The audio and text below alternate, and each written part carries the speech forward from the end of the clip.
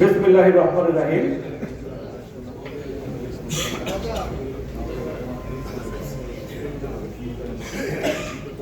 (2024-2026)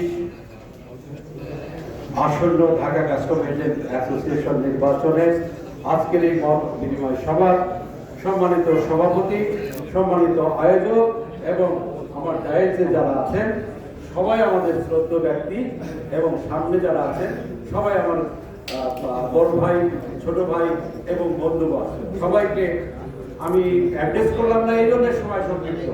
আমার ভাইরা বসে আছেন, সবাইকে আমার অন্তরের অন্তঃস্থল থেকে ধন্যবাদ জানাচ্ছি।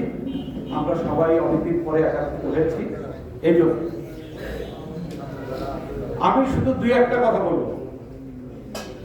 কথা হলো যে শাহজাহান আলী মন্ডল যখন এই অ্যাসোসিয়েশনের সভাপতি, সাধারণ সম্পাদক ছিল, তখন আমাদের এখানে পদচারণা কেমন ছিল আর এখন আমাদের পদচারণা কেমন।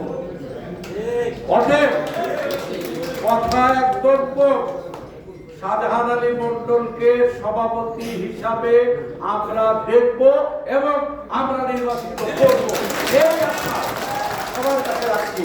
এবং আমাদের যারা বড় ভাইরা আছেন, আপনারা এই শাহজাহান আলী মন্ডলকে সবার মাঝে বিকশিত করতে দেন, সবার মাঝে ছড়িয়ে দেন।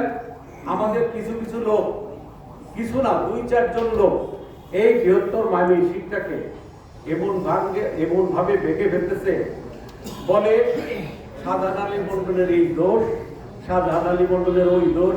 আরে ভাই, গুণ যে আছে এটি কর না কেন? খালি দোষটা, গুণ নাই? কিভাবে তাহলে সভাপতি হইল, কিভাবে সেক্রেটারি হইল, কিভাবে প্রচার প্রকাশনার সম্পাদক হইল? তার কোনো গুণ নাই। এখন সবাই নিজের একটু করার জন্য শাহজাহান আলী মন্ডল শুধু দোষ ধরতেছে। আরে ভাই, দোষ ধরলে আমরাও অনেক দোষ ধরতে পারি। বৃহত্তর ময়মনসিংহকে নিয়ে হেসিদিমিনি খেলবেন না। বৃহত্তর ময়মনসিংহের মানুষ সহজ সরল, এই সহজ সরল মানুষকে নিয়ে যারা খেলবে তাদেরকে খেলা থেকে বিতাড়িত করতে হবে।